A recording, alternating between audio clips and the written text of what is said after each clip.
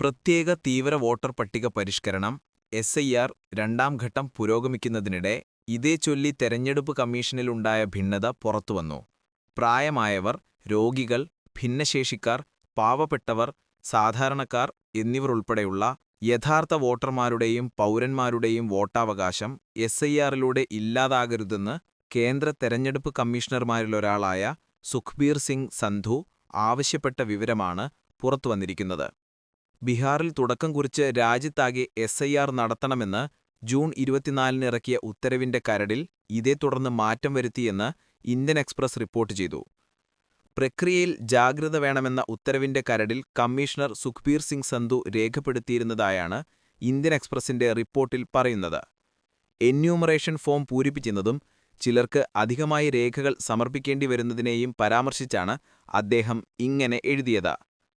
SIRനെ വ്യക്തമായി പൗരത്വ നിയമവുമായി ബന്ധപ്പെടുത്തുന്ന പരാമർശങ്ങളും കരട് രേഖയിലുണ്ടായിരുന്നു. ഭരണഘടനയും 1955-ലെ പൗരത്വ നിയമവുമനുസരിച്ച് പൗരന്മാരായിരിക്കുന്നവരെ മാത്രമാണ് വോട്ടർ പട്ടികയിൽ ഉൾപ്പെടുത്തുന്നതെന്ന് ഉറപ്പുവരുത്താനുള്ള ഭരണഘടനാപരമായ ഉത്തരവാദിത്തം തെരഞ്ഞെടുപ്പ് കമ്മീഷനുണ്ടെന്ന് കരട് ഉത്തരവിന്റെ 2.5, 2.6 ഖണ്ഡികകളിൽ പറയുന്നുണ്ടെന്ന് റിപ്പോർട്ട് ചൂണ്ടിക്കാട്ടി.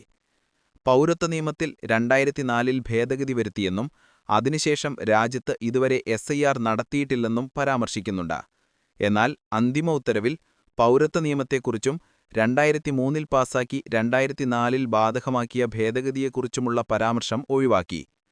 കമ്മീഷണർ സന്ധുവിന്റെ പരാമർശത്തിലെ പൗരന്മാർ എന്ന പദവും ഒഴിവാക്കി.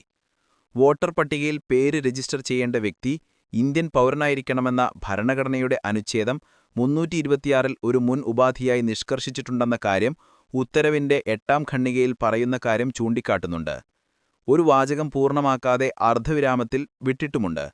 ഈ അപൂർണ വാചകത്തെക്കുറിച്ച് കമ്മീഷൻ ഇതുവരെ വിശദീകരണം നൽകിയിട്ടില്ല. താൻ രേഖപ്പെടുത്തിയ ആശങ്ക പരിഗണിക്കപ്പെട്ടോ എന്ന കാര്യത്തെക്കുറിച്ച് കമ്മീഷണർ സന്ധുവും പിന്നീട് പ്രതികരിച്ചിട്ടില്ലെന്ന് റിപ്പോർട്ടിൽ പറയുന്നു.